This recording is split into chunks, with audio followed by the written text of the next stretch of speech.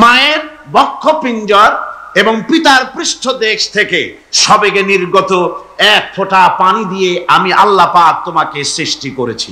কোরআনে কারীম বলছে, হাল আতা আলাল ইনসানি হিনুম মিনাদ দাহরি লাম ইয়াকুন শাইআম মাযকুরা। মানুষের জীবনে কি এমন এক সময় এসেছিল না যখন সে উল্লেখযোগ্য বিষয় বস্তু হিসাবে পরিগণিত ছিল না? তোমার নাম ছিল না, পরিচয় ছিল না, কিছুই ছিল না, দুনিয়ার কেউ তোমাকে জানতো না, শুনতো না। আমি আল্লাহ পাক তোমাকে সৃষ্টি করেছি। তুমি কোত্থেকে এলে? কোরআনে কারীম থেকে তা জেনে নাও।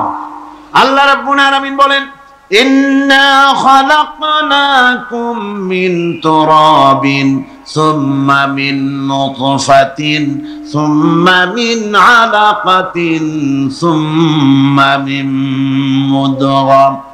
আমি রব্বুল আলামিন তোমাকে সৃষ্টি করেছি মাটির উপাদান দিয়ে তৈরি করলাম।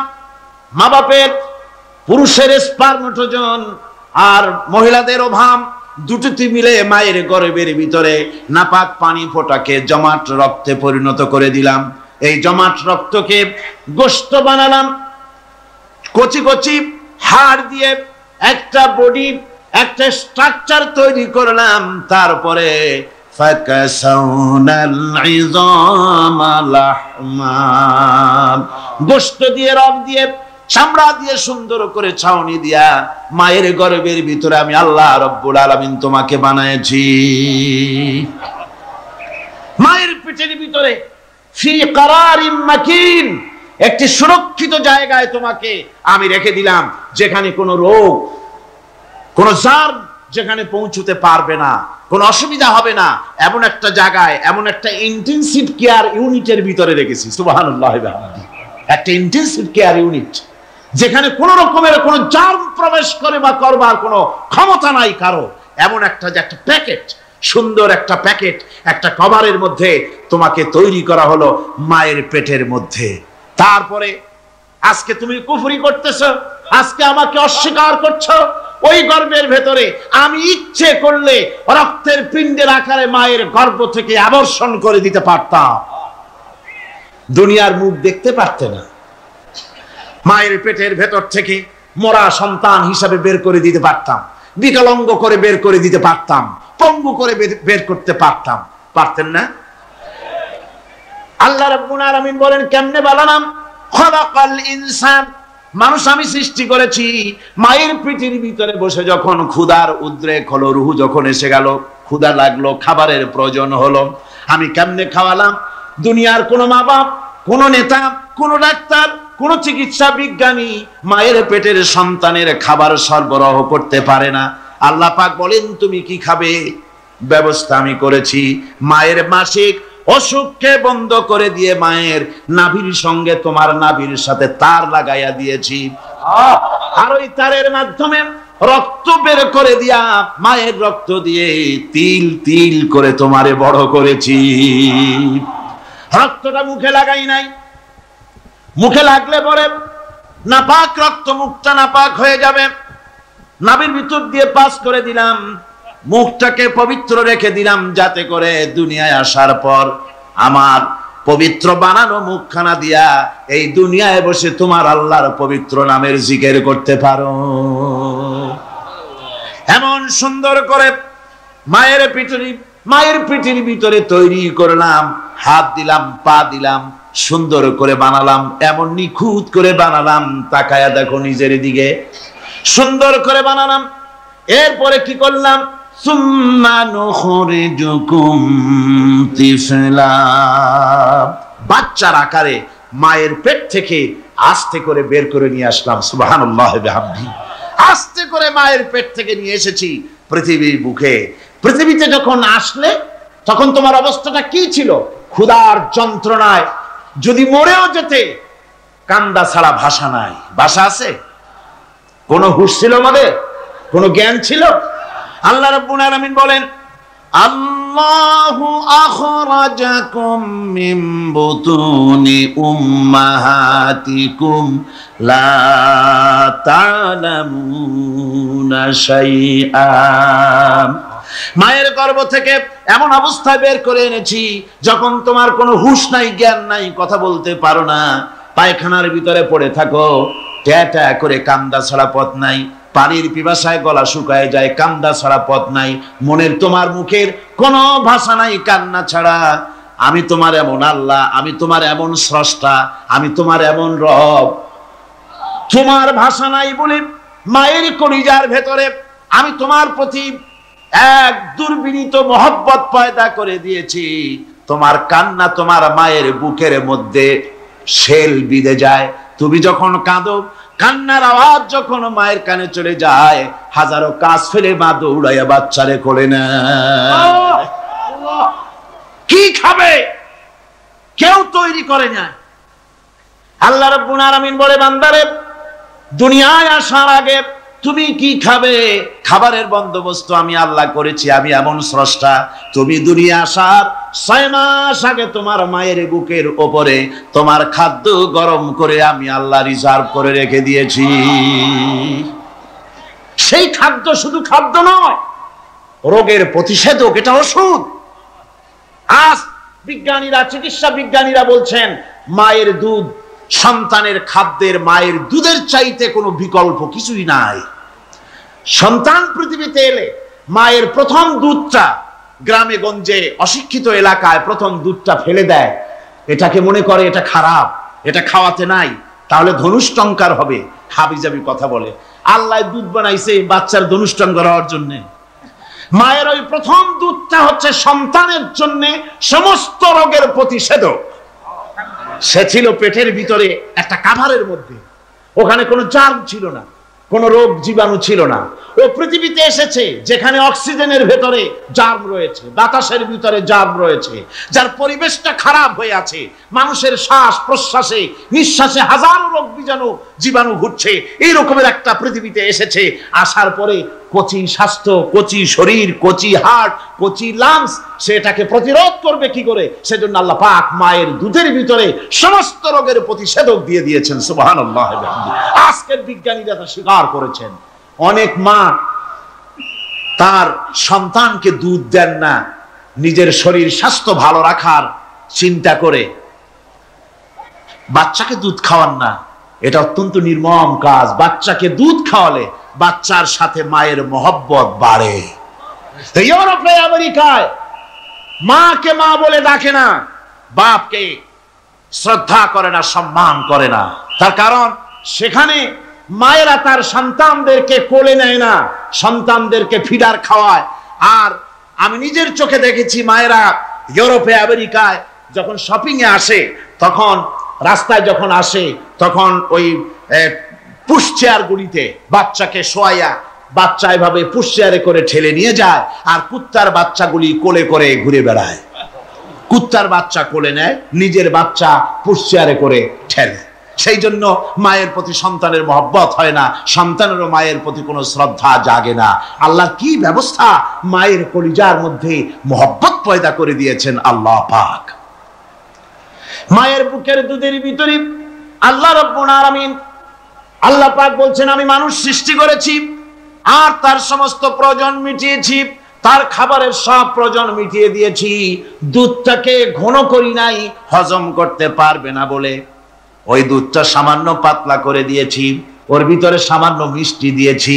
দুধের বোঁটার ভিতরে একটা ছিদ্র দিলে, চোষা মারলে পরে অনেকগুলি দুধ বেরিয়ে এসে গলাটা আটকে যেত, তোমার কচি কণ্ঠ গলা আটকে যেত, শ্বাস করতে পারতে না। এজন্য মায়ের স্তনের বোঁটার ভিতরে সূক্ষ্ম সূক্ষ্ম 32টা ছিদ্র করে আস্তে করে দুধ বার করে তোমার জীবন আমি বাঁচাইছি। খালাকাল ইনসান, মানুষ সৃষ্টি করেছি আমি আল্লাহ পাক। সুতরাং যে আল্লাহ পাক এ মানুষ সৃষ্টি করলেন আর মায়ের কলিজার ভিতরে মহব্বত পয়দা করে দিলেন, সে আল্লাহ পাক বলছেন, খবরদার ওই মাকেও যেন আবার ভুলে যেও না। মাকে সম্মান করে করো, মা বাপকে মহব্বত করো, তাদেরকে শ্রদ্ধা করো। বউ পাইয়া, সুন্দরী স্ত্রী পেয়ে মায়ের কথা ভুলে যেও না। অনেক সাহেব আছে মায়ের কথা ভুলে যায়, স্ত্রীর কথা অনুযায়ী মায়ের উপর অত্যাচার করে, এরকমও বহুত আছে। আল্লাহ পাক বলছেন, শোনো, وقضى ربك ألا تعبدوا إلا إياه وبالوالدين إحسانا। তোমার প্রভুর পক্ষ থেকে ফয়সালা হয়েছে, চূড়ান্ত সিদ্ধান্ত হয়ে গিয়েছে, আমি আল্লাহর ইবাদতের পর তোমার মা বাপের ইহসান করবে, খেদমত করবে, তাদের জন্য উপকার করবে, তাদেরকে ভালোবাসবে। আল্লাহ রাব্বুল আলামিন বলেন মা বাবার সঙ্গে কেমনে কথা বলবে, তাদের সাথে কিভাবে আচরণ করবে, আল্লাহ তাও শিখিয়ে দিয়েছেন। আল্লাহ পাক বলেন ওয়ালা তাকুল লাহুমা ওয়া কুল লাহুমা কাওলান কারীমা। মা বাবার সাথে সম্মানজনক কথা বলো। ওয়া কুল লাহুমা কাওলান কারীমা, সম্মানজনক কথা বলো, মাথায় ঝাঁকি দিয়ে রাগ করে চোখ মোটা করে কথা বলো না। তুমি সন্তান, তোমার জন্য সবচাইতে বড় পীর তোমার আব্বা, তোমার আম্মা। আপনার মাওলানা সাহেবদের দোয়া, পীর সাহেবদের দোয়া কবুল হতেও পারে, নাও হতে পারে, 50-50 সম্ভাবনাও আছে, আবার সম্ভাবনা নাই। কিন্তু মা বাবার দোয়া কবুল হবে 100% সিউরিটি রয়েছে। রাসূলুল্লাহ বলেছেন 3 জনের দোয়া কবুল হবে, মুস্তাজাবুদ দাওয়াত। কয়জনের দোয়া কবুল হবে?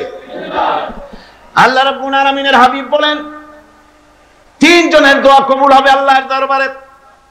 তার মধ্যে একজন হলেন মাজলুম ব্যক্তি, যে ব্যক্তি অত্যাচারিত, যে ব্যক্তি মুসাফির, প্রবাসী, তার দোয়া কবুল হবে। আর মা বাপ যদি সন্তানের জন্য দোয়া করে, ওই দোয়া আল্লাহ রাব্বুল আলামিনের দরবারে মঞ্জুর হয়ে যায়। আল্লাহ রাব্বুল আলামিন মা বাপ সম্পর্কে বলেন মা বাবের জন্য আমার কাছে দোয়া করবি বান্দারা, আমার কাছে দোয়া করবি। দোয়াটা আল্লাহ পাক শিখাচ্ছেন, রব্বিরহামহুমা কামা রব্বায়ানি সাগীরা। পড়েন সবাই, রব্বিরহামহুমা কামা রব্বায়ানি সাগীরা। আমার ভাইরা, আল্লাহ পাক শিখাচ্ছেন বান্দা তোর মা বাপের জন্য আমার কাছে দোয়া কর। আল্লাহ রব, আয় আমার প্রভু, আমার মা বাপ যেমন ছোটবেলায় আমাকে স্নেহের কোলে লালন পালন করেছে, আয় আমার আল্লাহ তুমি আমার মা বাপকে তোমার রহমতের কোলে লালন পালন করো। আল্লাহ শিখাই দিয়েছেন। আমার ভাইরা, প্রত্যেক নামাজের পরে এই দোয়াটা ভুলে যাবেন না। ভুলে যাবেন? ভুলে যাবেন? আমার ভাইরা, আমার বোনেরা, সবাই প্রত্যেক নামাজের পরে পড়বেন রব্বিরহামহুমা কামা রব্বায়ানি সাগীরা। এই দোয়া করতে কেউ ভুলে যাবেন না। আল্লাহ রাব্বুল আলামিন বলে বান্দারে ওয়াসাইনাল ইনসানা বিওয়ালিদাইহি ইহসানা হামালাতুহু উম্মুহু কুরহা ওয়া ওয়াদাতুহু কুরহা। আল্লাহ পাক বলেন আমি পৃথিবীর সমস্ত মানব মণ্ডলীকে উপদেশ দিয়েছি মা বাপকে সম্মান করো, শ্রদ্ধা করো, তাদের উপকার করো। তার কারণ হলো তোমার মা তোমাকে গর্ভে ধারণ করেছে অত্যন্ত কষ্টের সাথে। আল্লাহ বলতেছেন মা তোমাকে গর্ভ ধারণ করেছে অত্যন্ত কষ্টের সাথে, এরপরে তোমাকে ডেলিভারি করেছেন অত্যন্ত কষ্টের সাথে, তোমাকে ডেলিভারি করেছেন। আমার ভাইয়েরা, জনাব অধ্যাপক মফিজুর রহমান সাহেব আমাকে বলছেন যে মাহফিলের চতুর্দিকে তার কাছে ওনাদের কাছে রিপোর্ট এসেছে এক শ্বাসরুদ্ধকর পরিবেশ সৃষ্টি হয়ে গিয়েছে। মহিলাদের ভেতরে 3 জন নাকি সেন্সলেস হয়ে পড়েছেন, এত প্রচন্ড ভিড় হয়েছে সেখানে। আমি আপনারা দোয়া করুন আল্লাহ যেন এই মাহফিলকে সুন্দর রূপে পরিচালিত করে দেন, রহমতের হাওয়া যেন বহায় দেন। জোরে কোন আমিন, আরো জোরে কোন আমিন। আমি দেখতে পাচ্ছি আপনারা ঠাসাঠাসি করে বসেছেন, তারপরেও আল্লাহ পাক কোরআন শরীফে বলেছেন তোমরা যদি অপর ভাইকে একটু জায়গা করে দাও, নিজের জায়গা কম করে, আল্লাহ বেহেশতের মধ্যে তোমার জায়গা বাড়াই দিবেন। আল্লাহ পাক কোরআন শরীফে বলেছেন। আমি সমস্ত মুসলমান একজনও দাঁড়াবেন না, এক বান্দাও দাঁড়াবেন না। বসা অবস্থায় আপনারা সামনের দিকে চেপে আসেন, এই মঞ্চের দিকে বসা অবস্থায় সমস্ত মানুষ নড়ে চড়ে বসেন, হরকতে বরকত হবে, নড়ে চড়ে বসেন। আর এই ফাঁকে দাঁড়াবেন না, খবরদার। বসা অবস্থায় মঞ্চের দিকে চেপে আসেন আর জোরে সোরে মহব্বতের সাথে জিকির করেন লা ইলাহা ইল্লাল্লাহ। গভীর রাত্রে মানুষ সব ঘুমায় যায়, গর্ভবতী মা ঘুমাতে পারে না, সন্তান পেটের ভিতরে হাঁটু দিয়া গুতা মেরেছে, পা দিয়া লাথি মেরেছে, মা চরম শীতের রাত্রে, প্রচন্ড শীতের রাতে গায়ের লেপটা সরায় দিয়া মা একবার দাঁড়ায় আর একবার বসে, একবার দেওয়ালের সাথে হেলান দিয়া দাঁড়ায়, কষ্ট করে রাতটারে কাটায় দেয়। আবার সারাদিন সংসারের জন্য কাজ করেছেন, রান্না বান্না করেছেন মা, সকলকে খাওয়াইয়া মা শেষের দিকে খেতে গেছেন। যখন নিজে খেতে গেলেন, খাবারের ক্ষুধা নিয়ে, পেট ক্ষুধা নিয়ে খেতে বসেছেন, পেটের ভিতরে সন্তান লাথি মেরেছে, পেটের মধ্যে ঘুষা মেরেছে, হাঁটু দিয়া গুতা মেরেছে, ভরা পেটে, পেটের ভিতরে সন্তান গুতা মারলো হাঁটু দিয়া, মাথা দিয়া। মা ক্ষুধা রয়েছে পেটে, খেতে পারলেন না, বেদনা শুরু হয়েছে। খাবারের থালাটা ঠেলে দিয়ে মা দাঁড়ালেন, বসলেন, চোখের পানি ফেললেন। এভাবে করে মা একটা দুইটা দিন নয়, 10টি মাস পর্যন্ত সন্তানটাকে পেটের মধ্যে নিয়ে, একটা জীবিত মানুষ আর একটা জীবিত সন্তান পেটের মধ্যে নিয়ে নড়াচড়া করছেন, চলাফেরা করছেন। কিতাবের মধ্যে এসেছে রাতের বেলায় মা যে ঘুমাতে পারেন না সন্তানের নড়াচড়ার কারণে, রাতভর ইবাদত করলে যত সওয়াব পাওয়া যেত আল্লাহ ওই সওয়াব মায়ের আমলনামায় লিখে দেন। সন্তান পেটে থাকার কারণে খেতে পারে না, পেট ভরে ক্ষুধায় কষ্ট পায় মা, এই জন্যে 10 মাস ধরে রোজা রাখলে যে সওয়াব হতো আল্লাহ রাব্বুল আলামিন মায়ের আমলনামায় রোজার সওয়াব লিখে দেন। 10 মাস পুরে গেল, সন্তান ডেলিভারির সময় চলে এলো। মায়ের মন বিমর্ষ, সন্তান ডেলিভারি হবে, না জানি মরে যায় নাকি, না জানি অপারেশন লাগে নাকি, কি অবস্থা হবে। মা খেতে পারে না, মুখটা শুকায়া যায়।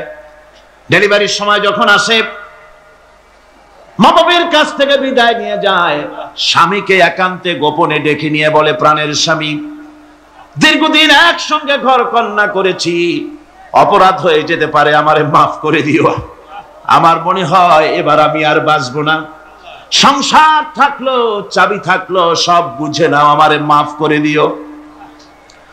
মা চলে গেল সতিকা গৃহে, ক্লিনিকে চলে গেল, অপারেশন থিয়েটারে চলে গেল, অথবা ডেলিভারির জায়গায় চলে গেল।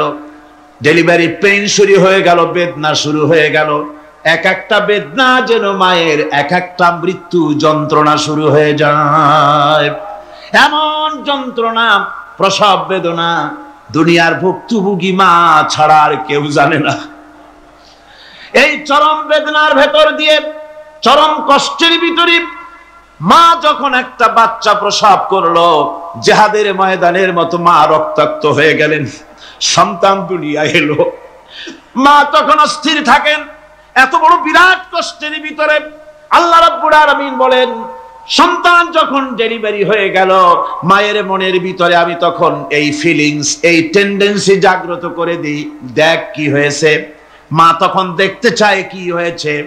মায়ের সামনে যখন এত কষ্টের, হৃদয় রিংগ্রণ, কলিজার 32টি নাড়ি ছেঁড়া যন্ত্রণার সন্তান যখন মায়ের চোখের সামনে আসে, আল্লাহ পাক বলেন, মা যখন তার ছেলের মুখের দিকে তাকায়, মেয়ের মুখের দিকে তাকায়, আল্লাহ বলেন 10 মাসের পেটে ধরা কষ্ট আর ডেলিভারির সব কষ্ট মায়ের মন থেকে মুছে ফেলে দেই।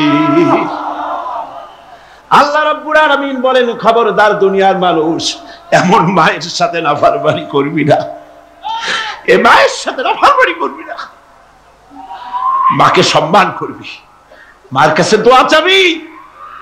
দুনিয়ায় যদি সম্মান চাও, রিজেক্ট চাও, মায়ের পায়ে ধরে কাঁদো। মায়ের জাতি অনেক সম্মান তার।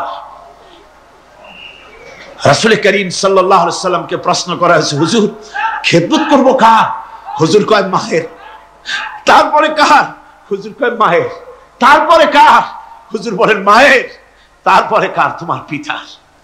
3 গুণ। তোর মায়ের মর্যাদা 3 গুণ বেশি, তোর বাপের চাইতে মর্যাদা বেশি। সুবহানাল্লাহ পড়ে। আর আজকে ইসলামের শত্রুরা তারা বলে যে ইসলাম নারীর অধিকার আদায় করে নাই। নারীর অধিকার ইসলাম দেয় নাই তো কে দিয়েছে? আমার বন্ধুগণ, বিশ্বনবী জনাব মুহাম্মদ রাসূলুল্লাহ সাল্লাল্লাহু আলাইহি ওয়াসাল্লাম মসজিদে নববীর ভিতরে বসে আছেন। এক বৃদ্ধা মহিলা মসজিদের মধ্যে প্রবেশ করলেন। হুজুর বৃদ্ধাকে দেখে দাঁড়ায় গেলেন, বিশ্ব নবী বুড়ি মেয়ে লোককে দেখে দাঁড়ায় গেলেন। আল্লাহর নবী বুড়িকে দেখে দাঁড়ালেন। বুড়ি যখন কাছে এলেন, আল্লাহর নবী নিজের গায়ের চাদর বুড়ির জন্য বিছায়া দিলেন। বুড়ি বসলেন। এরপরে কথাবার্তা সারার পর বুড়ি যখন বিদায় হবেন, হুজুর আবার দাঁড়ালেন। বুড়ি মহিলা চলে গেলেন। সাহাবায়ে কেরাম বলেন, ইয়া রাসূলুল্লাহ, কিছুই বুঝলাম না, একজন বৃদ্ধা মহিলার জন্য বিশ্ব নবী দাঁড়ান আর গায়ের চাদর বিছান, আমরা বড় আশ্চর্য হয়ে গেলাম। নবীজি বলেন, ও আমার সাহাবীরা, তোমরা জানো না, এই মহিলাকে চিনতে পারো নাই। আমি আমার মায়ের দুধ আমার জীবনে কিসমতে তেমন হয় নাই। আমি আমার মায়ের দুধ তেমন কিসমতে পাই নাই। যার বুকে দুধ খেয়ে, যার কোলে কাখে চড়ে আমি বড় হয়েছি, আমার সেই দুধ মা, ইনি হযরতে হালিমাতুস সাদিয়া। আর সেই দুধ মা রাসূলুল্লাহ নিজে সম্মান দিয়েছেন মায়ের। খবরদার, মাকে অসম্মান করবেন না, মাকে সম্মান করবেন, মাকে শ্রদ্ধা করবেন। আমার বন্ধুগণ, আলেম ওলামা পীর বুজুর্গদের জন্য হাদিয়া তো দেন, আপনারা কোনো নিষেধ নাই, দেন। হাদিয়া দেওয়াও সুন্নত, নেওয়াও সুন্নত, দিবেন, আমি কোনো নিষেধ করি না। কিন্তু আমি বলতে চাই, পীর বুজুর্গদের কাছে, আলেম ওলামাদের কাছে হাদিয়া দিয়া আল্লাহরে যত না খুশি করতে পারবেন, এই ডালিম বেদানার মৌসুমে বেদানা একটা ভেঙে নিজ হাতে যদি মায়ের মুখে তুলে দেন, আল্লাহর আরশ খুশি হয়ে যাবে, আল্লাহর আরশে আজিম খুশি হয়ে যাবে, আল্লাহ পাক খুশি হয়ে যাবেন। মায়ের খাওয়াও, বাপকে খাওয়াও, তোমার সবচেয়ে বড় পীর তিনি। সুবহানাল্লাহ পড়ে, সুবহানাল্লাহ। মা বাপ যদি একটু দোয়া করে দেয়, তোমার জিন্দেগীর কাম শেষ। একটু বদদোয়া করলে জাহান্নামে যাবা। কোন পীর সাহেব বদদোয়া করলে জাহান্নামে যাবে এমন কথা নয়। কোন মাওলানা বদদোয়া করলে দোজখে যাবে এমন কথা নয়। রাসূল বলেছেন, হুমা জান্নাতুকা ওয়া নারুকা। মা বাপ তোমার বেহেশত, মা বাপ তোমার জাহান্নাম। মা বাপ যদি অসন্তুষ্ট হয়, দোজখে যাবি, আর মা বাপ যদি খুশি, আল্লাহর জান্নাতে চলে যাবি। সুবহানাল্লাহ, সুবহানাল্লাহ, সুবহানাল্লাহ। মায়ের পায়ের তলে তোর বেহেশত। আমরা পুরুষ, আমাদের গত বছরও বলেছি, আমরা পুরুষ, আমাদের পায়ের তলে জুতা। আমাদের পায়ের তলে কি? শুধু জুতা। আর আমার মা, আমার মায়ের জাতি যারা এই প্যান্ডেলে বসে আছেন, আমার মায়েরা, বোনেরা, মায়ের জাতি যারা পৃথিবীতে, মায়ের জাতির পায়ের তলে আল্লাহর বেহেশত। সুবহানাল্লাহ। নারীর মর্যাদা ইসলাম দেয় নাই, কে দিয়েছে? আল্লাহ দিয়েছেন, আল্লাহ রাসূল দিয়েছেন। আমার বন্ধুগণ, হযরত বাইজিদ বুস্তামি, ছোট্ট বাচ্চা ছেলে, গভীর রাতে মা অসুস্থ, পানির পিপাসায় জেগে উঠেছেন। বাবারে, পিপাসায় শেষ হয়ে গেলাম, পানি দাও। ছেলে ঘরের ভিতরে পানি না পেয়ে বাইরে দৌড়াদৌড়ি করলেন। অনেক দূর থেকে পানি নিয়ে এসে দেখেন মা ঘুমায় গেছেন। পানি নিয়ে দাঁড়ানো, পৌষ মাস, মাঘ মাসের শীতের রাত, ফজরের সময় মায়ের ঘুম ভেঙে গেল। তাকিয়ে দেখেন বাইজিদ দাঁড়ানো, হাতে পানি থরথর করে কাঁপছে।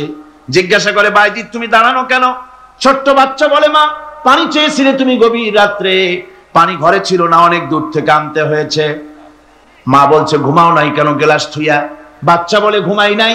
তুমি যদি আবার পানি চাও, সময় মতো যদি দিতে না পারি, মা তোমার কষ্ট হবে। এই জন্য ফজর পর্যন্ত আমি দাঁড়ায় আছি, কখন তুমি পানি চাও। মা হাতের থেকে পানি নিয়ে পান করলেন। বাইজিদকে বিছানার উপরে আরাম করে কম্বল দিয়ে ঘুম পড়াইয়া দিলেন। হযরতে বাইজিদের মা উযু করে ফজরের নামাজ পড়ে সিজদায় চলে গেলেন। চিৎকার মেরে কেঁদে বলেন, আমার রব, আমার আল্লাহ, আমি আমার বাইজিদের মা, আমি মা হয়ে বাইজিদের জন্য দোয়া করি। বাইজিদ আমার জন্য আজকে যা করেছে, আমি মা, আমার কলিজা ঠান্ডা হয়ে গেছে। হায় আল্লাহ, আমি বাইজিদের জন্য দোয়া করি, তুমি তাকে সুলতানুল আরিফিন বানাইয়া দিও। মঞ্জুর হয়ে গেল আল্লাহ পাকের কাছে দোয়া। আমার ভাইরা, আল্লাহ পাক বলছেন, খবরদার, আমার ইবাদতের পরে মা বাপ। আল্লাহর ইবাদতের পরে কারা? মা বাপ। মা বাপকে সম্মান করো, শ্রদ্ধা করো, মোহাব্বত করো, কিসমত খুলে যাবে, কিসমত খুলে যাবে। মা বাপকে সম্মান করো। হযরত আবু হুরায়রা রাদিয়াল্লাহু তাআলা আনহু রাসূলের সামনে এসে কাঁদতেছেন। হুজুর বলছেন, আবু হুরায়রা কাঁদো কেন? কাঁদো কেন? রাতের বেলা কাঁদো কেন? হযরত আবু হুরায়রা বলছেন, হুজুর আমাকে মা মেরেছেন। হুজুর বলছেন, মা মারলো কেন? কোন অপরাধ করেছো? কোন গোস্তাখি করেছো? আবু হুরায়রা বলছেন, না হুজুর, কোন গোস্তাখি করি নাই। তবে মারলো কেন?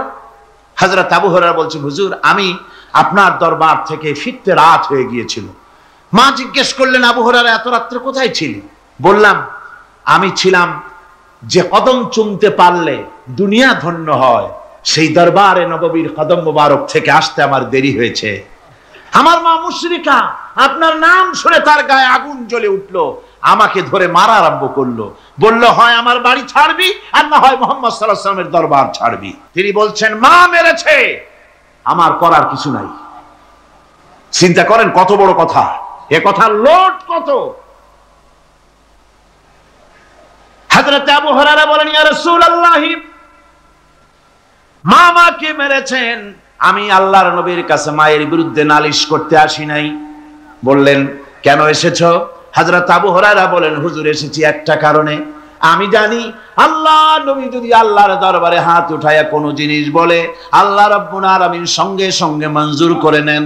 হুজুর আমি এসেছি, মেহেরবানি করে দোয়া করুন আমার মাকে যেন আল্লাহ হেদায়েত নসিব করে দেন। আল্লাহর নবী হাত উঁচু করে বললেন, আল্লাহুম্মা হিদি উম্মা আবি হুরায়রা, আয় আল্লাহ আমি দোয়া করি আবু হুরায়রার মাকে তুমি হেদায়েত নসিব করে দাও। রাসূলুল্লাহ দোয়া করছেন আর আবু হুরায়রা সমানে দৌড়াচ্ছেন। তিনি দৌড়াচ্ছেন, পেছন থেকে কয়েকজনে আবু হুরায়রার জামা টেনে ধরেছে, দৌড়। তাদের জানা আবু হুরায়রা খুব ভদ্রলোক মানুষ, কোন ঝড় ঝামেলার মধ্যে থাকে না, রাগ শাক করে না, চিৎকার মারে না, দৌড় মারে না, এত ভদ্র শরীর, দৌড়ায় কেন? না জানি কোন বিপদ বুঝি ঘটে গেছে। পিছন থেকে জামা টেনে ধরে বলে, দৌড়াও কেন? হযরত আবু হুরায়রা জামা সাহাবীর হাত থেকে ছিনায় নিয়ে বলেন, জামা ছেড়ে দাও, আমাকে দৌড়াতে দাও। আমি দৌড়াইয়া বাড়ি যে দেখতে চাই, আমি দৌড়াই আগে আমার বাড়ি পৌঁছতে পারলাম না, আমি যাওয়ার আগে আমার আল্লাহর নবীর দোয়া আমার বাড়ি পৌঁছে গেছে,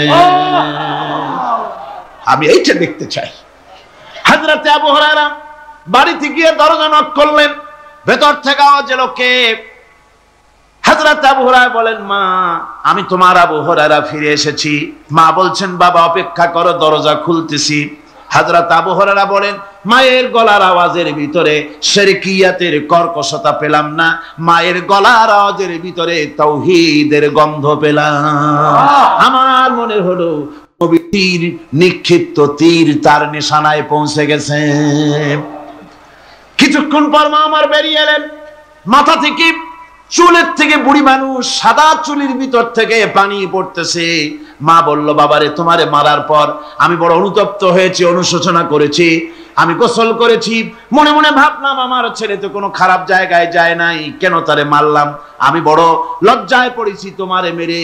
ও আমার আবু হুরায়রা, আমি গোসল করেছি, পবিত্র হয়ে গেছি, জলদি করে আমাকে নিয়ে চলো বিশ্ব নবী জনাবে মুহাম্মদুর রাসূলুল্লাহর দরবারে। হযরত আবু হুরায়রার মা ঘোষণা করলেন, আশহাদু আল্লা ইলাহা ইল্লাল্লাহু ওয়াহদাহু লা শারীকা লাহু ওয়া আশহাদু আন্না মুহাম্মাদান আবদুহু ওয়া রাসূলুহু। আমার ভাইরা, মা বাপ সবচেয়ে সম্মানের জিনিস। আল্লাহর ইবাদতের পরই মা বাপের খেদমত করতে হবে। আল্লাহ পাক বলছেন, বান্দারে দেখ, মায়ের পেট থেকে আনলাম, মায়ের বুকের মধ্যে মহব্বত পয়দা করলাম, এত মহব্বত দিলাম তোর উপরে, যে কোনো বিদেশে যান, যেখানে যান, বাড়িতে ফিরলে পরে সকলে ছেলে মেয়ে ভাই বোন সবাই দেখবে সুটকেসে আমার জন্য আনছে কি। সবাই চিন্তা করবে আমার জন্য কি এনেছে। একমাত্র মা সন্তানের মুখের দিকে তাকাবে কখন খাইছে সে। সুবহানাল্লাহ, সুবহানাল্লাহ, আমার বাসার মুখখানে শুকনা, তুই বুঝি আজকে কিছু খাইস নাই। বিদেশে যেসব সন্তান থাকে, মা কাটা কবুতরের মতো ছটফট করে, আমার ছোটবেলার কথা আমি দেখেছি সরসিরা মাদ্রাসা পড়তাম, আব্বা টাকা দিতেন মাদ্রাসায় যাওয়ার সময়, আবার মা আবার মুরগির ডিম বিক্রি করা, বিভিন্ন জিনিস বিক্রি করা বা বাজার করার পয়সা, উদ্বৃত্ত কিছু পয়সা আব্বার অজান্তে আমার হাতের মুঠার মধ্যে দিয়ে দিতেন। যখন মাদ্রাসার দিকে রওনা হয়েছি, পর্দার আড়াল থেকে দরজা থেকে দেখতাম, যতক্ষণ তাকায় দেখতেছি চোখ থেকে পানি দল করে পড়তেছে। সুবহানাল্লাহ, মা কি জিনিস! আল্লাহ আল্লাহ আল্লাহ। বিদেশে যদি কারো সন্তান মারা যায়, সবার জানার আগে কবি বলতেছেন, বিদেশে বিরাজ্যে যার পুত্র মারা যায়, পশু পক্ষী না জানিতে আগে জানে মায়। মায়ের কলিজার তারে টান লেগে যায়, মা বুঝতে পারে আমার সন্তানটা নাই। আল্লাহ পাক বলছে, খালাকাল ইনসানা আল্লামাহুল বায়ান। আমি মানুষকে সৃষ্টি করেছি। কেমনে সৃষ্টি করলাম তা তো এতক্ষণ বললাম। এইভাবে করে মানুষ সৃষ্টি করেছি। দেখো তোমার নিজের দিকে তাকাও। ফালইয়ানজুরিল ইনসানু মিম্মা খুলিক।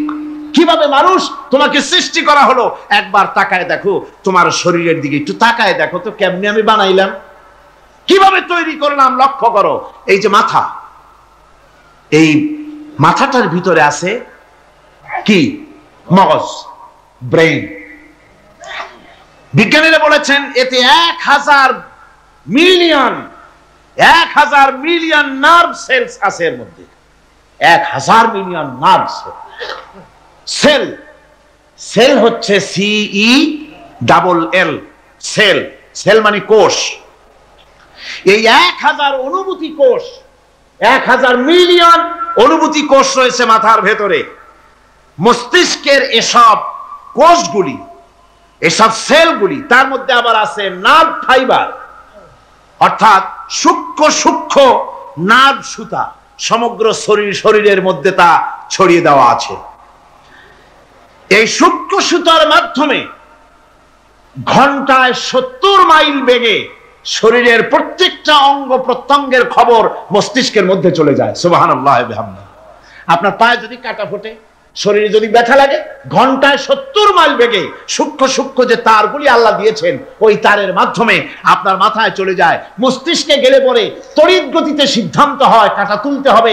অথবা একটা সাপ দেখেছেন, সাপ প্রথম চোখ দিয়ে দেখলেন, চোখ, এই চোখের ভিতরে আপনার 130 মিলিয়ন লাইট রিসেপ্টর আছে, অর্থাৎ বিভিন্ন দৃশ্যকে, ছবিকে ক্যাচ করার মতো 130 মিলিয়ন লাইট রিসেপ্টর গ্রহণযোগ্য মেশিন রয়েছে চোখের ভিতরে। চোখ দিয়ে সাপ দেখলেন, চোখের ভিতরে রয়েছে আবার অসংখ্য তার। এই অসংখ্য তার ব্রেনের সঙ্গে জুড়ে দেওয়া আছে। চোখ সাপ দেখলো, 70 মাইল বেগে প্রতি ঘন্টায় এই খবর তড়িৎ প্রবাহের মতো মস্তিষ্কের ভেতরে চলে গিয়েছে। মস্তিষ্ক সঙ্গে সঙ্গে ডিসিশন দিচ্ছে, দৌড় মারো, অথবা লাঠি হাতে নাও, অথবা যে কোনো একটা পজিশন তাকে সাথে সাথে সিদ্ধান্ত দিয়ে দিচ্ছে। জোরে বলেন সুবহানাল্লাহ। এই অনুভূতি শক্তি যদি আল্লাহ পাক না দিতেন মানুষের শরীরে, পায়ের মধ্যে পাথর ঢুকলে, কাটা তো কাটা, পাথর ঢুকলেও টের পাইতাম না।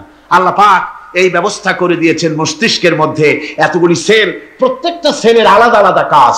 সুখ, দুঃখ, ভালোবাসা, মোহাব্বত, আনন্দ, স্বাদ ইত্যাদি জিনিসের অনুভূতি মস্তিষ্কের ভেতর থেকেই হয়। এখানে সেগুলি রেখে দেওয়া হয়েছে। তারপরে রয়েছে এই মস্তিষ্কের ভেতরে মেমোরি, স্মৃতি শক্তি। দেখুন, এই যে টেপ রেকর্ডারে ওয়াজগুলি রেকর্ড হচ্ছে, তাফসীর রেকর্ড হচ্ছে। কিছুদিন পর ওই রেকর্ডের উপরে আরেকটা কথা যদি উঠান, তাহলে প্রথম কথা থাকবে? প্রথম গান বা ওয়াজ থাকবে? নষ্ট হয়ে যাবে। কিন্তু আল্লাহ রাব্বুল আলামিন আপনার আমার মাথার ভিতরে এমন এক ফিতা দিয়ে দিয়েছেন, এমন একটা মেমোরি ফিতা দিয়েছেন, যেই ফিতার ভিতরে হাজার হাজার, লক্ষ লক্ষ, কোটি কোটি সমস্ত কথাগুলি ধরবে, আপনি মুখস্থ করতে পারবেন। আগে যা মুখস্থ করেছেন, পরে মুখস্থ করলে পরে আগেরটা মুছে যাবে না। সুবহানাল্লাহ বিহামদিহি। কি সুন্দর করে মস্তিষ্কের ভেতরে এই মেমোরি শক্তিকে আল্লাহ পাক তৈরি করে দিয়েছেন, চিন্তা করলে মাথা নত হয়ে যাবে আল্লাহর দরবারে। আল্লাহ পাক বলছেন এই জিনিস আমি তোমার মাথার মধ্যে রেখেছি। দেখুন মানুষ কত কথা বলে, কত বই পড়ে, মানুষের মাথায় যত কথা আছে সব কথা যদি লিপিবদ্ধ হয় ভলিউম ভলিউম হয়ে যাবে, যা একটা লাইব্রেরিতে ধরা সম্ভব নয়। অর্থাৎ আপনার মাথাটা হচ্ছে একটা বিশ্বকোষ, আপনার মাথাটা হচ্ছে একটা বিরাট বিশ্বজোড়া লাইব্রেরি। জোরে কোন সুবহানাল্লাহ। আপনার মাথায় যা আছে তা আপনার কোনো বিল্ডিং এর মধ্যে ধরবে না, কোনো গ্রামে কোনো দেশের মধ্যে তা ধরবে না, এত জিনিস আপনার মাথার মধ্যে আছে, ঠিক কিনা? এরপরে আল্লাহ পাক একটা চোখ আমাদের দিলেন। আল্লাহ রাব্বুল আলামিন বলেন আলাম নাজআল লাহু আইনাইনি ওয়া লিসানান ওয়া শাফাতাইন ওয়া হাদাইনাহুন নাজদাইন। আমি কি তোমাদেরকে দুটি চক্ষু আর জিহ্বা, আর তোমাদেরকে আমি কি তোমাদের দুটি চক্ষু, দুটি ঠোঁট আর জিহ্বা কি আমি তোমাদের দেই নাই, যা দিয়া তোমরা দেখতে পাও, যা দিয়া তোমরা অনুভূতি, মাথার ভিতরে অনুভূতি জাগে। এই যে দুটো চোখ দিলাম, সুবহানাল্লাহ সুবহানাল্লাহ বলেন। দুটি চোখ আছে বলে এই সুন্দর পৃথিবী দেখতে পাই। চোখ দুটি না থাকলে পৃথিবী অন্ধকার, মা দেখতে পাবো না, কোরআন দেখতে পাবো না, পৃথিবী দেখতে পাবো না, বাপ দেখতে পাবো না, সন্তান দেখতে পাবো না, দুনিয়াটা মিথ্যা হয়ে যাবে, ঠিক কিনা? ছোট্ট চোখ, 1 থেকে 1.5 ইঞ্চির ভিতরে এত সুন্দর দুটি ক্যামেরা, যে ক্যামেরা দিয়া দুনিয়ার সব কিছুকে ক্যাচ করা যায়। এমন একটা বাক্স পৃথিবীর কোন মিস্ত্রি বানাতে পারবে না, কিন্তু আল্লাহ রাব্বুল আলামিন আপনার আমার কপালের নিচে 1 থেকে 1.5 ইঞ্চির ভিতরে এমন দুইটা ফিল্ম বক্স তৈরি করে দিয়েছেন, যা দিয়া তাকাবেন আপনি কোটি কোটি মানুষ দেখবেন, পাহাড় দেখবেন, সমুদ্র দেখবেন, সূর্য দেখবেন, চন্দ্র দেখবেন। এত কিছু দেখার পরেও চোখের ভিতরে আরো খানিকটা জায়গা ফাঁকা থেকে যায়। কি বিরাট নিয়ামত এই চোখ আল্লাহ পাক আমাদেরকে দান করেছেন। এই চোখকে হেফাজতের জন্য আবার চোখের উপরে সানসেট তুলে দেওয়া আছে, সানসেট ভুরু, আল্লাহ ভুরু লাগায় দিয়েছেন, নিচে একটু হাড় জায়গায় দিয়েছেন, উপরে সানসেট, ভেতরে চোখ, যাতে করে বল এসে লাগলে পরে চোখটা গলে না যায়, আছাড় খেলে পরে চোখটা গলে না যায়, চোখটাকে সেফ সাইডে রেখে দিয়েছেন আল্লাহ পাক সুবহানাহু ওয়া তাআলা। আল্লাহ পাকের কাছে শুকরিয়া তো আদায় করলাম না, আদায় করি। আসুন পড়ি আমরা সবাই আলহামদুলিল্লাহি রাব্বিল আলামিন। আল্লাহ পাক বলেন আলাম নাজআল লাহু আইনাইনি ওয়া লিসানান ওয়া শাফাতাইন। জিহ্বা দিলাম আমি তোমাকে, এই জিহ্বার ভিতরে 3000 আস্বাদন স্তর আছে। বিজ্ঞানীরা বলেছেন একটা জিহ্বার মধ্যে 3000 আস্বাদন স্তর আছে। প্রত্যেকটা স্তরের সাথে মস্তিষ্কের সাথে তার লাগানো আছে। জিহ্বায় সব জিনিসের টেস্ট নেবেন আর তার অনুভূতি, তার স্বাদটা ওখানে টের পাবে মস্তিষ্কের ভেতরে। এই জিহ্বা আল্লাহ পাক দান করে দিলেন মুখের মধ্যে, সুবহানাল্লাহি বিহামদিহি। সব রকমের স্বাদ পান না একরকম? জিলাপির স্বাদ একরকম, রসগোল্লার স্বাদ আর এক রকম, ছানার স্বাদ আর এক রকম, বেলের স্বাদ একরকম, তালের স্বাদ আর এক রকম, মুরগির স্বাদ একরকম, খাসির স্বাদ আর এক রকম, লোট্টা ফিশের স্বাদ একরকম, শুটকির স্বাদ আর এক রকম, কোরাল মাছের স্বাদ আর এক রকম, শাকের স্বাদ আর এক রকম। হাজার হাজার খাদ্য দ্রব্যের স্বাদ এক জিহ্বা দিয়ে আল্লাহ রাব্বুল আলামিন নেওয়ার তৌফিক দিলেন। খালাকাল ইনসান, কি সুন্দর করে মানুষ বানালাম। দেখিস না, শুকরিয়া আদায় করিস না, এগুলি দেখবি আর শুকরিয়া আদায় করবি কি সুন্দর করে আমি আল্লাহ তোমাকে সৃষ্টি করেছি। শুধু তাই নয়, আল্লাহ পাক বলেন ইয়া আইয়ুহাল ইনসানু মা গাররাকা বিরাব্বিকাল কারীম। ও মানুষ, কোন জিনিস তোমাকে ধোঁকায় ফেলে দিল তোমার মহান প্রভুর ইবাদত থেকে, গোলামি থেকে? কোন জিনিস তোমারে ধোঁকায় ফেলে দিল? কেন ধোঁকায় পড়ে গেলে?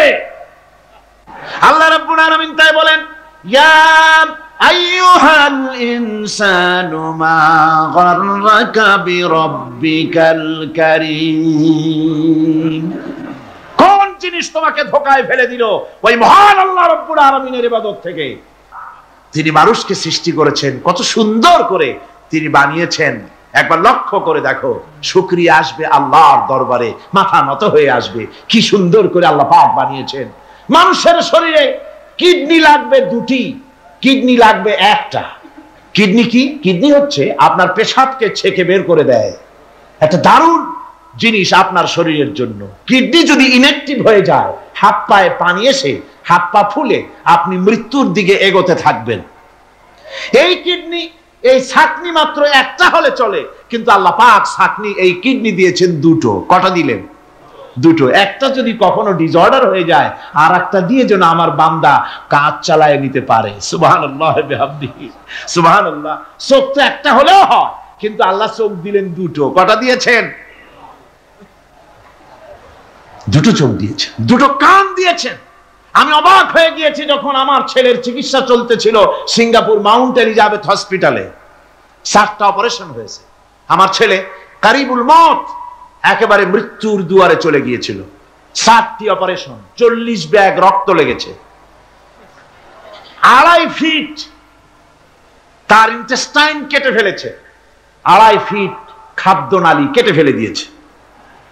আমি ডাক্তারকে জিজ্ঞেস করলাম, সার্জনকে, 2.5 ফিট তার খাদ্য নালী তুমি কেটে ফেললে, তা আমার এই ছেলে খেয়ে হজম করবে কি করে? তার খাওয়াটায় প্রবলেম হবে না? ডাক্তার আমাকে যা বলল, শোনা মাত্র আমার চোখে পানি এসে গেল। ডাক্তার বলল, তুমি জানো না, আমি তো মাত্র 2.5 ফিট কেটেছি। তোমার স্রষ্টা, এই পৃথিবীর স্রষ্টা মানুষ যিনি সৃষ্টি করেছেন, প্রত্যেক মানুষের পেটের ভিতরে এই খাদ্য নালীকে রব্বুল আলামিন 22 ফিট লম্বা করেছেন। 22 ফিট লম্বা আছে এটা। আমি তো মাত্র 2.5 ফিট কেটেছি। কোন প্রয়োজনে যদি কাটতে কাটতে আরো কাটা হয়, 10 ফিটও কাটা হয়, কষ্ট হবে না। সুবহানাল্লাহ বিহামদিহি। তার শ্বাস নেওয়ার জন্য, প্রশ্বাস নেওয়ার জন্য কি ব্যবস্থা আল্লাহ পাক করেছেন। হার্ট, মানুষের হার্ট বিট হচ্ছে, এটাকে হার্ট বিট যেটা হয়, সংকোচন সম্প্রসারণ। এই যে মানুষ, ডাক্তাররা বলে রোগী হার্ট অ্যাটাক করেছে, হার্ট অ্যাটাক করেছে। হার্ট অ্যাটাক করলো, অ্যাটাকটা কি? অ্যাটাকটা হচ্ছে সংকোচন সম্প্রসারণ, সংকোচন সম্প্রসারণ, এরকম হচ্ছে। ফট করে এটা অ্যাটাক করলো, আর যদি ছেড়ে না দেয়, এটাই অ্যাটাক করা, এটাই তার জীবনটা শেষ হয়ে যাওয়া। ডাক্তাররা বলেছেন যে মানুষের শরীরের সবকিছু চিন্তা করে, গবেষণা করে বহুত কিছু বুঝেছি, কিন্তু হার্টটা এরকম পাঞ্চিং কেন করে, এই জিনিস আজও পর্যন্ত আমাদের মাথায় ঢোকে নাই। সুবহানাল্লাহ। আল্লাহ পাক কি সুন্দর করে এই পাঞ্চিং এর মাধ্যমে, হার্ট যেভাবে করতেছে, এই পাঞ্চিং এর মাধ্যমে সমস্ত শরীরের রক্তগুলি পা থেকে শুরু করে মাথা পর্যন্ত সব ছড়িয়ে দেওয়া হচ্ছে, এভাবে ছড়িয়ে দেওয়া হচ্ছে, যাতে করে মানুষ জীবিত থাকে, শরীরের রক্ত গরম থাকে, হিম শীতল হয়ে মানুষ যেন মারা না যায়। এই জন্য আল্লাহ সুবহানাহু ওয়া তাআলা এত সুন্দর ব্যবস্থা করেছেন। এক সময় আঘাত পেয়ে অনেকগুলি রক্ত যদি পড়ে যায়, মানুষ রক্ত শূন্যতায় মরবে না, আবার খানিকটা রক্ত রিজার্ভ থাকে, আল্লাহ পাক রিজার্ভ করে রাখেন। স্পঞ্জের ভিতরে পানি থাকলে উপর থেকে টের পাওয়া যায়, ওরকম খানিকটা রক্ত আল্লাহ শরীরের ভিতরে রিজার্ভ করে গেছেন। এই জন্য বড় বড় ডাক্তাররা, বড় বড় ডাক্তার, বড় বড় বিজ্ঞানী কখনোই নাস্তিক হয় না। এই সব দৃশ্য দেখে তারা মনে করে নিশ্চয়ই একজন কেউ আছেন যিনি এগুলি তৈরি করেছেন, এগুলি এমনে এমনে হয় নাই। যিনি তৈরি করেছেন তিনি কে? তিনি হচ্ছেন আল্লাহ সুবহানাহু ওয়া তাআলা। তিনি এগুলি সৃষ্টি করেছেন, তিনি এগুলি তৈরি করেছেন। ওই আল্লাহ পাকের কাছেই আমাদের সকলকেই ফিরে যেতে হবে। আল্লাহ রাব্বুল আলামিন তিনি বলছেন, আমি মানুষ সৃষ্টি করেছি, খালাকাল ইনসানা আল্লামাহুল বায়ান।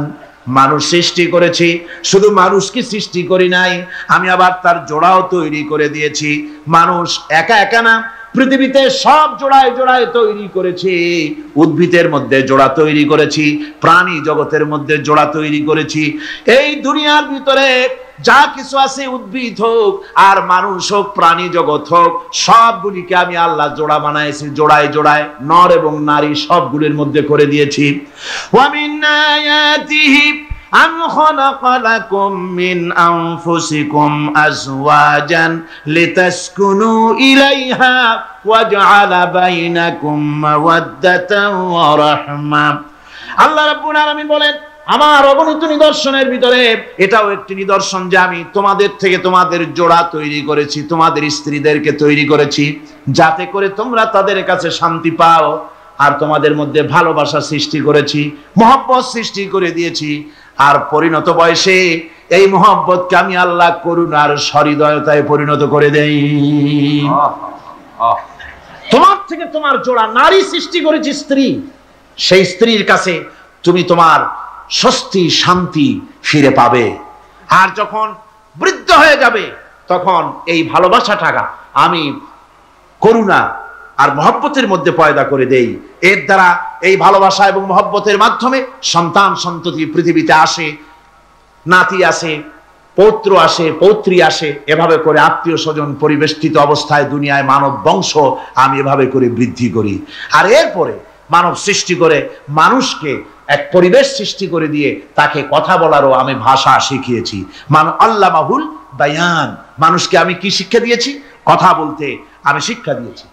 কথা বলার কারণেই মানুষ মানুষ, আর কথা বলতে পারে না বলে মানুষের সাথে পশুর সাথে এই বিরাট পার্থক্য। পশু কথা বলতে পারে না, মানুষ কথা বলতে পারে। কথা বলা হচ্ছে মানুষের একটা বিশেষ বৈশিষ্ট্য। আরে বায়ান শব্দের অর্থ শুধু কথা নয়, বায়ান শব্দের অর্থ হচ্ছে চেতনা, বুদ্ধি, অনুভূতি, প্রজ্ঞা, মেধা, চিন্তা, বিবেচনা, ইচ্ছা শক্তি, প্রতিরোধ শক্তি, এ সবগুলি বায়ানের ভিতরে সীমাবদ্ধ। যে আমি বায়ান শিক্ষা দিয়েছি, তার মানে এতগুলি জিনিস আমি তোমার মধ্যে আমি সৃষ্টি করে দিয়েছি মানুষের মধ্যে। এরপরে এ বায়ান একটি শিক্ষা। শিক্ষা বলতে বুঝায়, এই শিক্ষাটা আল্লাহ সবাইকে দিয়েছেন। মাছ সাঁতার কাটতে পারবে, পাখি আকাশে উঠতে পারবে, পাখিকে আল্লাহ ওড়ার ক্ষমতা দিয়েছেন। মুরগির বাচ্চা ডিমের থেকে বের করে পানির মধ্যে ছেড়ে দিবেন, ও সাঁতার কাটতে পারবে না। আপনি আমারে কোন মুরগির ডিমের ভিতরে মুরগির বাচ্চা, হাঁসের ডিমের ভিতরে হাঁসের বাচ্চা, সে কি করে বোঝে ডিমের কোন অংশ পাতলা? সেই অংশটা সে অপারেশন শুরু করে দেয়। সে কিন্তু সব জায়গায় ঠোকায় না। ওই ডিমের পর্দার ভিতরে একটা অংশ আছে পাতলা, সামান্য পাতলা, সেই পাতলা অংশ সে ঠুক করে একটুখানি অপারেশন করে, পর্দাটা ফেটে যায়, সেখান থেকে সে বেরিয়ে আসে। কে শিখালো যে এই জায়গায় ঠুক করে আওয়াজ কর, বেরোতে পারবি? কে শিখালো? আল্লাহ পাক শিক্ষা দিয়েছেন। এটা বায়ানের অন্তর্গত। মানুষকে দিয়েছেন বায়ান, ওকে দিয়েছেন শিক্ষা। এই কোরআন হচ্ছে মানুষের জ্ঞানের পূর্ণতা। কোরআন দিয়েই মানুষের জ্ঞান পরিপূর্ণ হয়। তোমাদেরকে খুব সামান্যতম জ্ঞান দেওয়া হয়েছে। আসল জ্ঞানের মালিক কে? আল্লাহ সুবহানাহু ওয়া তাআলা। আল্লাহ রাব্বুল আলামিন বলেন, আশ-শামসু ওয়াল কমারু বিহুসবানি ওয়ান নাজমু ওয়াশ-শাজারু ইয়াসজুদান। সূর্য এবং চন্দ্র একটা বিরাট একটা হিসাবের অনুসরণে বাধ্য। সূর্য আর চন্দ্র একটা হিসাবের অনুসরণে বাধ্য, এর ব্যতিক্রম হওয়ার কোনো উপায় নাই। সূর্য এবং চন্দ্র তার আপন আপন কক্ষপথে ঘুরবে, ইচ্ছে মাফিক সূর্য চন্দ্র ঘুরতে পারবে না। 12টার সময় সূর্য এসে বলতে পারবে না, বেটা রাত আমি এখন উদিত হব, পারবে? পারবে না।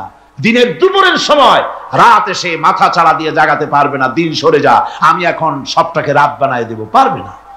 চন্দ্র এবং সূর্য একটা নির্ধারিত একটা হিসাবের অনুসরণে তারা রয়েছে। আর এই হিসাবের নিয়ম, কঠোর হিসাবের নিয়মতান্ত্রিকতার ভেতরে থাকার কারণেই মানুষের জন্য চন্দ্র, মাস, বছর ইত্যাদি গণনা মানুষের জন্য আল্লাহ সহজ করে দিয়েছেন। আল্লাহ পাকের নবীর কাছে জিজ্ঞাসা করা হচ্ছে, ওয়ায়াসআলুনাকা আনিল আহিল্লাম। ও নবী, আপনাকে প্রশ্ন করা হয় চাঁদ সম্পর্কে। কাফেররা প্রশ্ন করেছে, চাঁদের ক্রমবর্ধমান ক্রমহ্রাস কেন? চাঁদ বাড়ে কেন, কমে কেন? আপনারে জিজ্ঞাসা করা হয়, আপনি জবাবে বলুন, কুল হিয়া মাওয়াকিতু লিন্নাস। বলুন, এ চাঁদ হচ্ছে মাস, দিন, বছর গণনা করার জন্য, গোটা পৃথিবীবাসীর জন্য আমি একটা স্থায়ী ক্যালেন্ডার আকাশে ঝুলায় রাখছি। জোরে কোন সুবহানাল্লাহ। বিনা পয়সার ক্যালেন্ডার কে ঝুলায় রাখছেন? আল্লাহ সুবহানাহু ওয়া তাআলা। তিনি ঝুলিয়ে রেখেছেন এই ক্যালেন্ডারকে। আর এই চন্দ্র সূর্য নিজের ইচ্ছা মাফিক চলতে পারে না। আল্লাহ পাক কোরআনে কারিমে বলেছেন, আফা গায়রা দীনিল্লাহি ইয়াবগুন ওয়া লাহু আসলামা মান ফিস সামাওয়াতি ওয়াল আরদি তাওআন ওয়া কারহা। তোমরা কি আমার দেওয়া জীবন ব্যবস্থা ছেড়ে দিয়ে মানুষের তৈরি করা, অন্যের তৈরি করা মতবাদ গ্রহণ করতে চাও? ওয়ালাহু আসলামা মান ফিস সামাওয়াতি ওয়াল আরদ, অথচ আকাশে যা কিছু আছে, জমিনে যা কিছু আছে, সব আমার কি করছে? আমার হুকুম মেনে, আমার আনুগত্য করে তারা চলছে। আনুগত্যের সামনে মস্তক অবনত করে দিয়েছে। তাই তো আমরা দেখতে পাই তাল গাছে কোনোদিন বেল হয় না। হয়? চট্টগ্রামে হয় বোধহয়। তাল গাছে বেল হয়, নারকেল গাছে আম হয়, নিম গাছে লিচু হয়? হয় না। আল্লাহর সুন্নতের ভিতরে কোনো পরিবর্তন পাওয়া যাবে না। দেখুন, বঙ্গোপসাগরের পানি মিষ্টি না নোনা? সবাই বলুন, মিষ্টি না নোনা? বঙ্গোপসাগরের নোনা পানি জোয়ারের টানে এই বঙ্গোপসাগরের নোনা পানিগুলি পদ্মা মেঘনা যমুনার ভিতরে প্রবেশ করে মিষ্টি পানির ভিতরে, আবার ভাটির টানে পদ্মা মেঘনা যমুনার পানিগুলি, মিষ্টি পানিগুলি নোনা পানির মধ্যে গিয়া ঢোকে। মাঝখানে কোনো পার্টিশন নাই। নোনা পানি মিষ্টি পানির এলাকাকে নোনা বানাতে পারে না, আবার মিষ্টি পানিগুলি গিয়া নোনা পানিগুলিরে মিষ্টি বানাইতে পারে না। কার হুকুম পালন করে? কার হুকুম? النجم والشجر يسجدان والسماء رفعها ووضع الميزان। তারকা বৃক্ষরাজি সব সেজদায় রত। তারাই সেজদা দেয় কারে? কারে সেজদা দেয়? চাঁদ সেজদা করে কাকে? সূর্য করে কাকে? গাছপালা করে কারে? আল্লাহ পাককে সেজদা করে সবাই। সমস্ত সৃষ্টি জগতের কাজ হলো তিনটা। সৃষ্টি জগতের কাজ কয়টা? তিনটি কাজ। একটা কাজ হচ্ছে সৃষ্টি জগৎ মহান আল্লাহর উদ্দেশ্যে সিজদা করবে, তার হামদ করবে, তার তাসবিহ করবে। তিনটা কাজ, সিজদা করবে, হামদ করবে, তাসবিহ করবে। এই তিনটা কাজ হচ্ছে সৃষ্টি জগতের। গোটা পৃথিবীর সবকিছু আল্লাহ পাককে সিজদা করছে। কোরআনে কারীমে রব্বুল আলামিন বলেন, وَلِلَّهِ يَسْجُدُ مَنْ فِي السَّمَاوَاتِ وَالْأَرْضِ طَوْعًا وَكَرْهًا وَظِلَالُهُمْ بِالْغُدُوِّ وَالْآصَالِ। আল্লাহ পাক বলেন, আকাশে যা কিছু আছে, জমিনে যা কিছু আছে, সব কিছু আমার সেজদা করে। এমনকি গাছগুলি, গাছও আমার সেজদা করে। গাছগুলি সকাল বেলায় গাছের ছায়া সকাল বেলায়, আর বিকাল বেলায় নিজের ছায়া লম্বা করে দিয়ে আমার সামনে সেজদায় পতিত হয়ে যায়। গাছগুলি আমাকে সেজদা করে। তারকা সমূহ, চন্দ্র সূর্য সব আমাকে সেজদা করে। ওয়ালিল্লাহি ইয়াসজুদু মা ফিস সামাওয়াতি ওয়া মা ফিল আরদ মিন দাব্বাতিন ওয়াল মালাইকাতু ওয়া হুম লা ইস্তাকবিরুন। আকাশ এবং জমিনে যা কিছু আছে আমার সিজদা করে। আমার সিজদা থেকে কেউ অহংকার করে না, অহমিকতা করে না। আমার সিজদা থেকে কেউ ফিরে যায় না, সবাই আমাকে সিজদা করে। সুতরাং ও মানুষ, আমার দরবারে সিজদায় মাথা নত করে দাও। সবগুলি আমার সামনে সিজদা করতেছে। আলাম তারা আন্নাল্লাহা ইয়াসজুদু লাহু মান ফিস সামাওয়াতি ওয়া মান ফিল আরদ والشمس والقمر والنجوم والجبال والشجر والدواب وكثير من الناس। আল্লাহ পাক বলছেন, আকাশ এবং জমিনে যা আছে সব আমাকে সেজদা করছে। চাঁদে, সূর্যতে, গাছপালায়, পাহাড় পর্বতে সবকিছু, সমস্ত প্রাণী জগৎ পর্যন্ত, চতুষ্পদ জন্তুগুলি পর্যন্ত আমি আল্লাহকে সেজদা করে। সুবহানাল্লাহ। আমার বন্ধুগণ, এরপরে সর্বশেষ আমি শেষ করে এনেছি আর মাত্র দুটি আয়াত আপনাদের সামনে বলে আমরা যাব আকর্ষণীয় মুনাজাতের দিকে ইনশাআল্লাহ। সবাই বলেন ইনশাআল্লাহ। আল্লাহ রাব্বুল আলামিন এবার বলেন, ওয়াল আরদা ওয়াদাহা লিল আনাম ফিহা ফাকিহাতু ওয়ান নাখলু যাতুল আকমাম। আল্লাহ পাক বলছেন, পৃথিবীকে তিনি সমস্ত সৃষ্টির জন্য এই পৃথিবী বানিয়েছেন। আনাম, আনাম শব্দের অর্থ হচ্ছে জীব, জানদার। যত জানদার আছে সমস্ত জানদারদের জন্য আল্লাহ পাক এই পৃথিবীকে বানিয়েছেন। অর্থাৎ যাদের প্রাণ আছে, প্রাণী সময়ের জন্য আল্লাহ যা সৃষ্টি করেছেন সেটা হলো এই পৃথিবী। এই পৃথিবী ছাড়া অন্য কোথাও কোন প্রাণী বসবাসের উপযোগী করে আল্লাহ তৈরি করেন নাই। এই পৃথিবীটা কি আল্লাহ পাক প্রাণীদেরকে বসবাসের উপযোগী করে তৈরি করেছেন। তারপরে বলছেন পৃথিবী তো তৈরি করলাম, এরপরে আমি তাদের সমস্ত খাবার দাবারের ব্যবস্থাও করেছি। খেজুরগুলিকে আমি প্যাকেট করে তোমাদের সামনে দিয়েছি, আচ্ছাদন দিয়ে দিয়েছি। খেজুরের কথা এখানে বলা হয়েছে, শুধু খেজুর নয়, খেজুর, আঙ্গুর, বেদানা, আপেল, যত খাবার আমাদের সামনে আল্লাহ দিয়েছেন সমস্ত খাবারগুলি প্যাকেট করা। জোরে বলেন কি করা? প্যাকেট করা। কি মহব্বত করে আল্লাহ দিয়েছেন। কলা বলেন, তাল বলেন, বেল বলেন, সব খাবারগুলিকে আল্লাহ পাক প্যাকেট করে মানুষের সামনে হাজির করেছেন। কারণ ওয়ালাকাদ কাররামনা বানি আদমা, যেহেতু আদম সন্তানকে আমি সম্মানিত করেছি, তাই আদম সন্তানের সামনে, ভদ্র সম্মানিত মেহমানের সামনে যত খাবার দিলাম সব খাবারগুলিকে আমি গুছিয়ে সুন্দর করে সাজিয়ে আমি কভার করে তোমার সামনে পেশ করেছি। ওয়াল হাব্বুজুল আসফি ওয়ার রাইহান, এরপরে দানা দিয়েছি, ভুসি দিয়েছি। দানা হচ্ছে মানুষের খাবার, ভুসি হচ্ছে পশুর খাবার। এই মানুষের খাবার, পশুর খাবার সবকিছু আমি পরিবেশন করেছি। এরপর আল্লাহ বলছেন ফাবিআইয়ি আলা'i রাব্বিকুমা তুকাযযিবান। পড়েন ফাবিআইয়ি আলা'i রাব্বিকুমা তুকাযযিবান। আল্লাহ পাক বলছেন কোন নিয়ামতকে, তোমার প্রভুর কোন নিয়ামতকে অস্বীকার করতে পারো? আল্লাহর কোন নিয়ামতকে অস্বীকার করতে পারবে না। এভাবে হাজারো নিয়ামত দিয়ে আমি তোমাদেরকে সমৃদ্ধ করেছি। সূরা আর রহমান একেবারে শেষ পর্যন্ত আল্লাহর এই সমস্ত নিয়ামত দিয়ে ভরা, নিয়ামতের কথা দিয়ে, রহমতের কথা দিয়ে ভরা। জোরে কোন সুবহানাল্লাহ বিহামদিহি। এই কোরআন, যে কোরআন আল্লাহ আমাদের শিক্ষা দিলেন, এই কোরআন অনুযায়ী দয়া করে যে কোরআন দিলেন, যাতে অর্থনীতি আছে, সমাজনীতি আছে, রাজনীতি আছে, যাতে মানুষের পারিবারিক জীবন আছে, সবকিছু যে কোরআনে আছে।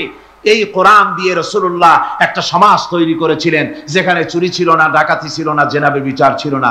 ওরকম একটি সমাজ বাংলাদেশে প্রতিষ্ঠিত হোক, এটা কি আপনারা চান?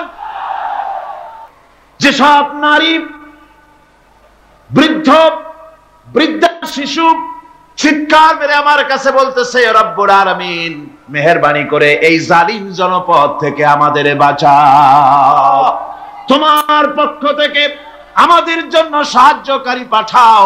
এই বলে যখন বসনিয়ার মুসলমানেরা কান্দে, যাদের টাকা আছে, পয়সা আছে, ওদের সাহায্য করতে যারা এগিয়ে এলো না, কিয়ামতের দিন আল্লাহর দরবারে অবশ্যই আসামি হওয়া লাগবে, কোনো সন্দেহ নাই।